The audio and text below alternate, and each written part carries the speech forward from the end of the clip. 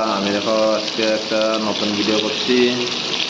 আমি রুই মাছের মাথা অনেক ভালোবাসি গো খাইতে, তাই রুই মাছ এর মাথা এনেছি, ভাজি করছি। আর রুই মাছ দিয়ে দেখো কী দিয়ে বানাবো। এই যে সাথে বিলাহি আছে, সাথে বিন আছে, তারপরে ওলকপি আছে, তার সাথে আছে তোমার আলু, তারপরে আদা ছেঁচে নিয়েছি, লঙ্কা, কাঁচা লঙ্কা, পেঁয়াজ।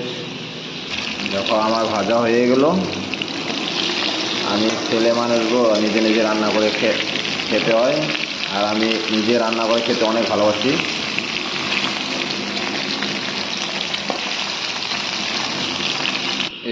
নামিয়ে নিলাম, তারপরে আরও দেখো আছে, আরও দিয়ে দিলাম।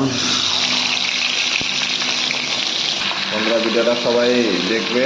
তো আমার হয়ে গেলো মাছ ভাজা। এখন দেখো জিরা দিয়ে দিচ্ছি।